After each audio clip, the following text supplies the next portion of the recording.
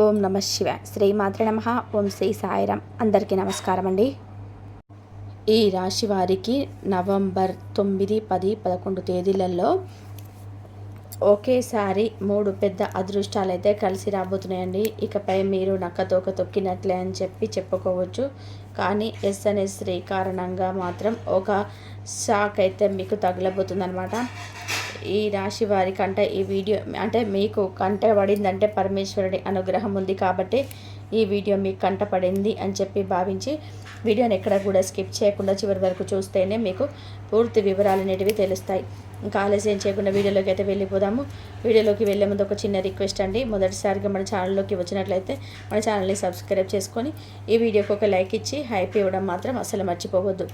అంతేకాకుండా కింద ఓం నమ శివాయ అని చెప్పి కామెంట్ చేయడం మాత్రం అస్సలు మర్చిపోవద్దు.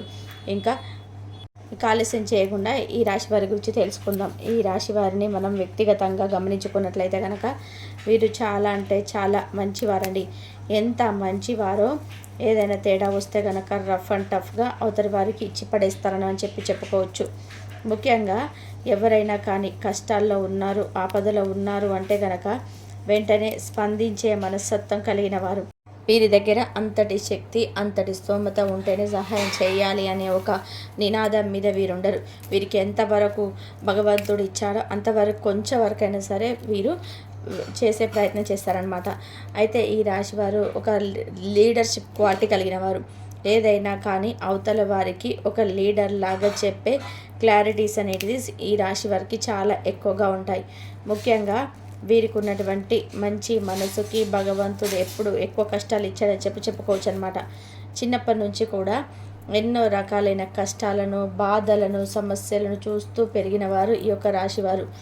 వీరికి పెద్దల నుంచి వచ్చే ఆస్తిపాస్తులు అనేటివి చాలా తక్కువగా ఉంటాయి. ఏది ఏమైనా కూడా వీరి కష్టార్జితం మీద ఎక్కువగా బాగుపడి ఎక్కువ సొమ్మును సంపాదించుకున్న వారే ఈ రాశి వారి ఎక్కువగా ఉంటారు. ఎక్కువ అంటే ఇక్కడ కోట్లు అని చెప్పటం లేదండి. ఎంతో కొంత వారి యొక్క కష్టార్జితం అనేది వారు నిలబెట్టుకుంటారనమాట.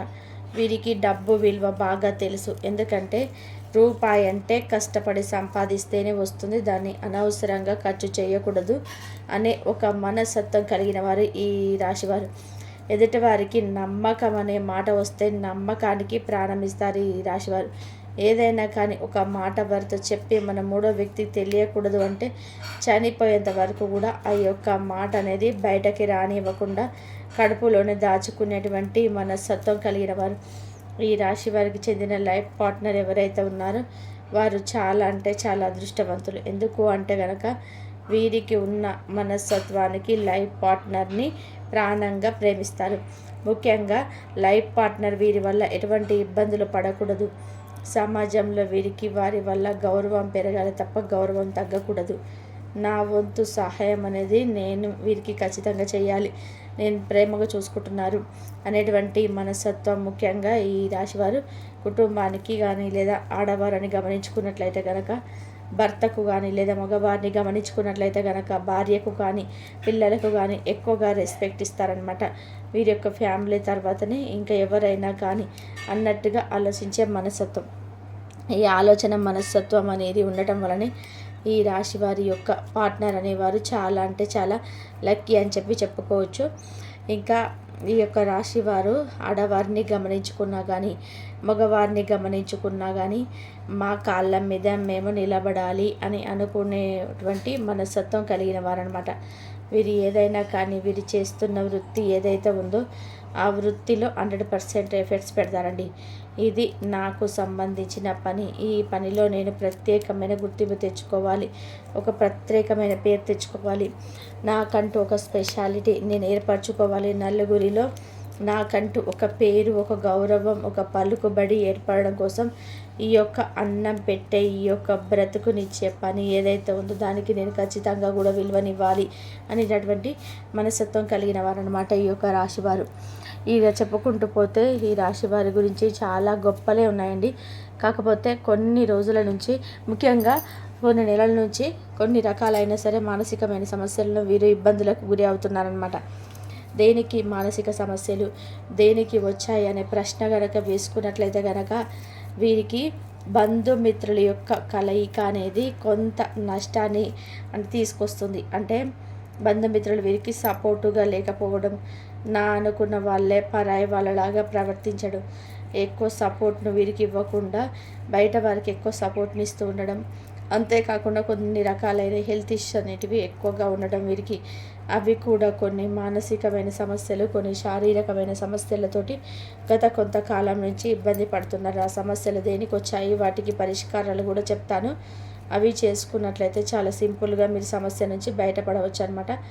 ఇక ఓవరాల్గా చూసుకుంటే ఈ యొక్క కుటుంబ పరంగా కూడా కొన్ని చిన్న చిన్న డిస్టర్బెన్స్ అనేటివి ఉన్నాయి. ఆ చిన్న డిస్టర్బెన్స్ కూడా వీరు చేస్తున్న పని ఏదైతే ఉందో ఆ పని యందు వీరికి కొంచెం టెన్షన్స్, కొంచెం ఒత్తిడి, కొంచెం అధిక శ్రమ అనేది ఎక్కువగా అవ్వడం వల్ల ఎక్కువ టైం అనేది కుటుంబానికి స్పెండ్ చేయలేకపోవడం, ఆడవారిని గమనించుకున్నా కానీ ఇటు మగవారిని గమనించుకున్నా కానీ ఎక్కువ స్పెండ్ చేయలేకపోవడం వల్ల ఒకరి మధ్య ఒకరికి దూరం అనేది ఎక్కువగా పెరగడం వలన కొన్ని రకాలైన కారణాలన్నిటివి ఉండడం వలన వీరికి కొన్ని గొడవలు అనేవి కుటుంబ పరంగా కూడా ఉన్నాయని, ఇటు ఆర్థిక పరంగా, ఇటు బిజినెస్ పరంగా, లేదంటే వృత్తి ఉద్యోగ పరంగా, ఇటు కుటుంబ పరంగా, ఇటు బంధువుల పరంగా, ఇటు శారీరకంగా, మానసికంగా ఎన్ని రకాలైన సమస్యలను ఈ మధ్య కాలంలో సింహరాశి వారు ఎక్కువ ఫేస్ చేస్తున్నారనమాట. మరి ఈ సమస్యలన్నింటినీ కూడా ఎలా ఫుల్ స్టాప్ పెట్టాలి అంటే నేను ఇక్కడ ఒక మాట చెప్తాను. ఫస్ట్ సమస్య ఏంటంటే కనుక బంధుమిత్రులలో డిస్టర్బెన్స్ అనేది. ఈ సమస్యను మనం ఎలా దూరం పెట్టేయచ్చు అంటే కనుక ఒకటే గుర్తుపెట్టుకోండి, మన అనుకునేవారు మనం చీ అన్నా చా అన్నా వద్దన్నా దూరం పెట్టినా కూడా మన వెనక పడతారు. వారికి ఎటువంటి ఏగోలు అనేటివి ఉండవు. ఎటువంటి అంటే నేను వాడి కింద ఎందుకు లొంగాలి, అసలు నేను అమ్మాయి కింద ఎందుకు లొంగాలి అనేటువంటి మనస్తత్వం అనేది వారికి ఉండదు. ఈ నా వారు, నేను లొంగితే తప్పేంటి, నేను అవసరమైతే నా వాళ్ళ కాళ్ళు పట్టుకుంటాను నేను అనేటువంటి వ్యక్తిత్వం అనేది ఉంటుంది. ఒకసారి కోపంతో అలిగి ఒకరి మీద ఒకరికి గొడవలు వచ్చినా కూడా బంధువులలో మళ్ళీ వచ్చి మన వాళ్ళతో మన గొడవ ఏంటి అని చెప్పేసి మళ్ళీ నార్మల్గా కలిసిపోయే బంధువులు మనతో ఉంటే మనకి ఎప్పుడైనా కానీ మన వచ్చి జరుగుతుంది. అలా కాకుండా తొమ్మిన ముక్కు దగ్గిన ఊడిపోయే ముక్కు ఇలా ఉంటే ఎలా ఉంటుందంటే కనుక లైఫ్ అనేది చాలా ఇబ్బందికరంగా మారుతుంది వాళ్ళని మనం పట్టించుకున్నంత సమయం వరకు. అదే మనకి అది బరువుగా, గుండెల మీద బరువుగా, నెట్టి మీద బరువుగా, భుజాల మీద బరువుగా ఎంతకాలం అని చెప్పి మనం మోస్తారని చెప్పి ఆ బరువు అనేది ఇప్పుడు ఎంతో బరువు అవసరం లేదు. ఒక గ్లాస్ నీళ్ళు చేత పట్టుకొని మీ చేతిని మీ ఎదురుగా చాపుకొని మీరు ఒక మొహం వైపు, మీ ముఖం ఆ చేతి వైపు చూస్తున్నట్టుగా ఒక గ్లాసు నీళ్ళు పట్టుకొని గంట సేపు పట్టుకుంటారు. 2 గంటలు పట్టుకుని 3వ గంట నుంచి చేయి నొప్పి పెట్టడం మొదలవుతుంది. అదే రోజులు పట్టుకుంటే ఇంకా చేయి పనికి వస్తుందో, సంవత్సరాలు పట్టుకుంటే చేయి ఉంటుందా? అలాగా మీరు మనసులో ఒక ఎమోషనల్ అంటే కోపమైనా, బాధ అయినా, ఇంకా ఏదైనా కానీ దాన్ని మీరు మోస్తున్నారు అంటే కనుక ఆ యొక్క ఎమోషన్ అనేది ఆ మనసు భరించలేదు. ఆ విధంగా భరించలేకపోవడం వల్ల ఒక రకమైన డిప్రెషన్లోకి వెళ్ళిపోతారు. ఈ డిప్రెషన్లోకి మీరు వెళ్ళిపోయినప్పుడు కేవలం మనసుతో మాత్రమే ఆ యొక్క ఎమోషన్స్ అనేటివి ఆధారపడి ఉండవు. శరీరంలో ప్రతి అవయవం మీద కూడా చూపిస్తాయన్నమాట. దాని కారణంగా మీకు తలనొప్పి రావడం, ఒళ్ళు నొప్పి రావడం, గ్యాస్ట్రిక్ సమస్యలు రావడం, తిన్న అన్నం జీర్ణం అవ్వకపోవడం, సరిగ్గా నిద్ర పట్టకపోవడం, ఇంకొన్ని హెల్త్ ఇష్యూస్ రావడం అండి. వాటి వల్ల మీరు దానివల్ల అనుభవిస్తున్న ఆ నరకం ఏదైతే ఉంటుందో అది కొన్ని రోజుల నుంచి మొదలై కొన్ని సంవత్సరాల వరకు చివరికి చచ్చేంత వరకు కూడా ఆ ఎమోషన్ అనేది మొయ్యాల్సి వస్తుంది. కాబట్టి అలా మీరు ఎమోషన్లో ఉన్నప్పుడు, బాధలో ఉన్నప్పుడు మీ బంధువులు అనుకున్న వారి అక్కడ పండగ చేసుకుంటారు, కేకులు కట్ చేసుకుంటారు. వారు మీ గురించి 1% కూడా ఆలోచించరు. ఇక్కడ ఏ బంధమైనా కానీ గుర్తుపెట్టుకోండి, మనకి ఇక్కడ బంధం ఏది అనేది ఇంపార్టెంట్ కాదు. ఇక్కడ మనసులో ఎవరి గురించి మీకు నొప్పి కలుగుతుంది అనేది దాని గురించి మాట్లాడుతున్నాను. కాబట్టి ఎక్కువగా ఏది కూడా పట్టుకునే ప్రయత్నం చేయొద్దు. అప్పుడప్పుడు వదిలేసి చూడండి, మనసు చాలా ప్రశాంతంగా ఉంటుంది. ఇది మీ యొక్క జీవితం అండి. భగవంతుడు ఇక్కడ భూమి మీదకు మనల్ని పంపించాడు అంటే కనుక ఈ యొక్క పాపకర్మలు కొన్ని అనుభవించాల్సి రావాల్సి ఉంటుంది. కాబట్టి అవన్నీ అనుభవించక తప్పదు. కానీ ఈ మధ్యలో ఈ బంధాలు, ఈ బంధుత్వాలు అనే పేరుతో మనల్ని మనం టార్చర్ చేసుకుని ఉంటుంది చూసారా, అది వర్ణనాయుతం అనమాట. అది అనవసరమైనది. Waste of time, waste of your future అనమాట. ఫ్యూచర్ కూడా దేని కూడా పనికిరాదు. కాబట్టి అటువంటి బంధాలు మీకు ఉన్న ఒకటే, లేకపోయినా ఒకటే. వీరి వల్ల మీరు ఎమోషనల్గా దెబ్బతినే, శారీరకంగా అనారోగ్య సమస్యలు తెచ్చుకుంటే వారి వల్ల మీకు ఒక్క రూపాయి కూడా రాదు. మీకు ఏదైనా ప్రాబ్లం అయితే మీ మీద ఆధారపడిన మీ యొక్క లైఫ్ పార్ట్నర్, మీ యొక్క బిడ్డలు ఎవరైతే ఉంటారో రేపు వారి యొక్క ఫ్యూచర్ గురించి ఆలోచించారా? ఎప్పుడైనా కానీ బయట వాళ్ళ గురించి ఆలోచించడం ఆపేసి ఇంట్లో వాళ్ళ గురించి ఆలోచించుకోండి. నిజమైన తెలివైన వారు చేయాల్సింది ఏంటంటే కనుక, మీరు నిజంగా చాలా తెలివైన వారు ఈ రాశి వారు. కానీ ఈ మధ్య కొన్ని గ్రహస్థితుల మార్పులు అనేటివి జరగడం వలన మీరు మానసికంగా కొంచెం డిస్టర్బ్ అవ్వడం వలన ఎటువంటి నుంచి ఎటుపోతున్నారో అది కూడా మీకు తెలియటం లేదు. ఒక్కటే తెలుసుకోండి, మొదట మిమ్మల్ని మీరు ప్రేమించుకోండి, మీకు మీరు విలువనిచ్చుకోండి, మీకు మీరు గౌరవాన్ని ఇచ్చుకోండి, మీ శరీరాన్ని మంచిగా జాగ్రత్తగా చూసుకోండి. మీకు ఏదైనా హెల్త్ బాగాలేదంటే అవతలి వారు పట్టించుకునేంత వరకు మీరు ఎదురు చూడొద్దు. మీ ఆరోగ్యాన్ని మీరు చూసుకోవాలి, మీ శరీరాన్ని మీరు కాపాడుకోవాలి. చక్కగా రోజుని ఆనందంగా స్టార్ట్ చేయండి. హ్యాపీగా నచ్చిన ఫుడ్ తినండి, చక్కగా మంచిగా కంటి నిండా నిద్రపోండి. ఒక అర్ధగంట మెడిటేషన్ చేసుకోండి, ఒక 45 నిమిషాలు వాకింగ్ కానీ యోగా కానీ కష్టపెట్టండి. శరీరాన్ని చెమటలు పట్టనివ్వండి. ఒక 40 నిమిషాలు హ్యాపీగా మీ యొక్క అన్హెల్దీ రిలేషన్షిప్ అంటే ఎవరైతే చెడు మోసం చేసే బంధుత్వం ఏదైతే ఉంటుందో ఆ బంధుత్వాలన్నింటినీ కూడా మైండ్లో నుంచి డిలీట్ చేసేసేయండి. ఫోన్లో అనవసరమైన ఫోటోలు ఎలా డిలీట్ చేసుకుంటారు, ఈ యొక్క అన్హెల్దీ రిలేషన్షిప్ మైండ్లో నుంచి డిలీట్ చేసేయాలన్నమాట. అప్పుడే మీ జీవితం హ్యాపీగా గడిచిపోతుంది, సాఫీగా వెళ్తుంది. మిమ్మల్ని మీ ప్రేమించే వారికి, మిమ్మల్ని గౌరవించే వారికి, మీ మీద ఆధారపడి బతికి ఉన్న వాళ్ళకి మీరే అది మీకు ఇస్తున్న ఒక గొప్ప గిఫ్ట్ లాంటిది అనమాట. కాబట్టి మీ ఆనందాన్ని మీరు దయచేసి దూరం చేసుకోవద్దు. ఆ విషయాన్ని మాత్రం 100% చెప్తాను. దీన్ని పాటించితే మాత్రం నిజంగా మీ లైఫ్ అనేది చేంజ్ అవుతుంది. కావాలంటే ట్రై చేసి చూడండి. ఇక మీ జీవితంలో కలుగుతున్న 3 అదృష్టాలు అన్న మాటకు వస్తే, మొట్టమొదటి అదృష్టం కష్టే ఫలి. మీరు ఏదైతే కష్టపడి పని చేస్తున్నారో మీ యొక్క వృత్తి అందు మీరు ఎంత కష్టపడతారో అంత కష్టానికి తగ్గిన ప్రతిఫలం అనేది మీకు 100% భగవంతుడు ఇవ్వబోతున్నాడు. అంటే ఇప్పుడు మీకు అనుకూలమైన సమయం. కొన్నిసార్లు మన మనసుకు అనిపిస్తుంది కదండి, ఏంటి అంటే కనుక ఎంత కష్టపడినా కూడా పైసా ఉపయోగం లేదు, నా కష్టం వృధా అయిపోతుంది తప్ప నాకు ఫలితం రాలేదని చెప్పి అనిపిస్తుంది. ఎందుకంటే ఇక్కడ ఎంత కష్టపడినా కూడా అవగింజంత అదృష్టం ఉండాలి. ఆ అదృష్టం ఈశ్వరుడు ఇచ్చినప్పుడే మనకు దక్కుతుంది. కాబట్టి గుర్తుపెట్టుకోండి, మీకు ఇప్పుడు అనుకూలమైన సమయం అనేది మొదలైంది. మనసులో ఎటువంటి భయాలు వద్దు, ఎటువంటి టెన్షన్స్ వద్దు, ఎటువంటి ఒత్తిళ్ళు వద్దు, ఎటువంటి ఆలోచనలు వద్దు, బాధలు వద్దు. హ్యాపీగా చేసే పని అందు ఇంట్రెస్ట్ని చూపించి పనిని ప్రశాంతంగా చేసుకుంటూ వెళ్ళిపోండి. లైఫ్ అంతా కూడా హ్యాపీగా గడిచిపోతుంది. మీకు ఆ పనిలో సక్సెస్ వస్తుంది. దానివల్ల మీకు ధన లాభం కలుగుతుంది. మొదటి అదృష్టం. ఇక రెండవ పెద్ద అదృష్టం ఏమిటంటే కనుక, మీకు మీ మధ్య లైఫ్ పార్ట్నర్కి మధ్య ఆ యొక్క గొడవలు, ఇన్నాళ్ళు చికాకులు, ఇబ్బందులు, సమస్యలు, ఏదో ఒక ఇష్యూ వల్ల గత కొంతకాలం నుంచి మీరు ఇబ్బంది పడుతున్నారు. ఆ ఇష్యూస్ ఆటోమేటిక్ అయిపోతుందంటే ఆ ప్రాబ్లం అనేది క్లియర్ అయిపోతుంది. ఎందుకంటే ఎంత వార్చుకున్నా కానీ, ఎంత గొడవ పడినా కానీ, ఒక గూటి కింద ఉండే పక్షులు ప్రతిరోజు ఒకరినొకరు చూసుకునేవారు. రోజు కూడా గొడవలు పడడం వలన సాధించేది ఏది కూడా ఉండదు. ఒకరికి ఒకరు ఇంకొకరిలా మార్పు తేవాలి అని చెప్పి ఎంత ప్రయత్నం చేసినప్పటికీ అవతల వారిలో మేము మారాలి అని సంకల్పం చేసుకుంటే తప్ప వారికి ఎదుటి వారు చెప్పడం వల్ల మార్పు అనేది జరగదు. కాబట్టి ఈ విషయంలో మీరు చాలా వరకు రియలైజ్ అవుతారు. దాని కారణంగా మీకు మీ యొక్క కోపం, ఆవేశం అనేది చాలా వరకు కూడా కంట్రోల్ అయిపోతాయి. దానివల్ల మీకు ఒక టైప్ ఆఫ్ మనశ్శాంతి, ఒక మంచి అంటే ఒక పాజిటివ్ ఎనర్జీ అనేది ఏర్పడుతుంది అనమాట మీ ఇద్దరి మధ్య. ఇది నిజంగా గుడ్ న్యూస్. ఎందుకంటే ఒక ఇంట్లో ఉండేవారు పొద్దుకు ఎదురుపడినప్పుడల్లా గొడవ పడుకుంటే ఆ ఇంట్లో ఆ యొక్క చుట్టూ వాతావరణం అంతా కూడా పాయిజన్ అయిపోతుంది, నెగిటివ్ అయిపోతుంది అనమాట. పిల్లలకి మనశ్శాంతి ఉండదు, మీకు మనశ్శాంతి ఉండదు, పడుకుంటే నిద్ర పట్టదు, ఏ పని చేయాలనిపించదు, కంగారుగా ఉంటుంది, టెన్షన్ వచ్చేస్తుంది, యాంగ్జైటీగా వచ్చిపోతుంది. ఇక ఈ ప్రాబ్లమ్స్ అన్నిటి కూడా మీరు ఫుల్ స్టాప్ పెట్టాలనుకుంటున్నారు. ఆ మాట మీరు నిలబడండి. అది కనుక మీరు ఫాలో అయితే డెఫినెట్గా అది మీకు ఒక అదృష్టంగా మారబోతుంది. ఇది 2వ అదృష్టం.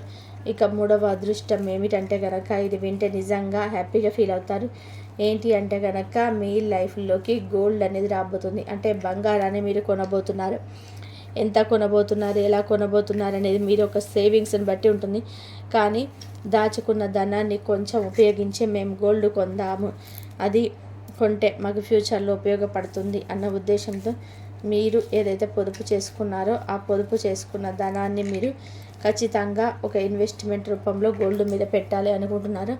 మీ ఇంటికి కనకలక్ష్మి రాబోతుంది కాబట్టి ఇది డెఫినెట్గా 3వ అదృష్టం అన్నమాట. కాబట్టి ఈ 3 అదృష్టాలలో మీ అదృష్టాలతో మీ జీవితంలో ఒక గొప్ప మార్పు అనేది చోటు చేసుకోబోతుంది. దీనివల్ల మీకు ఫలించేవి లాభాలు ఏంటి అంటే కనుక మీరు అనుభవించే లాభాలు 1 మనశ్శాంతి, 1 మంచి ఆరోగ్యం, మంచి నిద్ర, ఎటువంటి ఒత్తిడి టెన్షన్ లేనటువంటి జీవితాన్ని మీరు అనుభవిస్తారనమాట. ఇది పక్కగా జరుగుతుంది. కానీ ఎస్ అనే స్త్రీ ద్వారా మాత్రం చాలా వరకు కూడా నష్టపోబోతున్నారు. ఎస్ అనే స్త్రీ మీ జీవితంలో ఒక రకంగా ఒక మంచి వేలో ఒక మంచి దారిలో అడుగుపెట్టినట్టుగా వస్తారు. కానీ ఈ ఎస్ అనే వ్యక్తి ద్వారా కొంత మీ యొక్క ఎనర్జీ, పాజిటివ్ ఎనర్జీ ఏదైతే ఉందో అది కొంత స్పైల్ అయ్యే అవకాశం అవుతుంది. కొంత నెగిటివ్గా మారే అవకాశం ఉంది. మిమ్మల్ని అనేక రకాలైన మాటలతో టార్చర్ చేసే అవకాశం ఉంది. వారి వల్ల మీరు నష్టపోయే అవకాశం కూడా కనిపిస్తుంది. అది మానసికంగా. అంటే మీ వెనకాలే ఉంటూ మీ యొక్క మంచి చెడులన్నీ కూడా తెలుసుకుంటూ మీకు వెనక గోతులు తవ్వాలి అని చెప్పి చేస్తున్నారనమాట. మిమ్మల్ని ఎలాగైనా కానీ పతనం చేయాలి అని చెప్పి చూస్తున్నాను. మీ మైండ్ని డిస్టర్బ్ చేయాలని చెప్పి చూస్తున్నారు.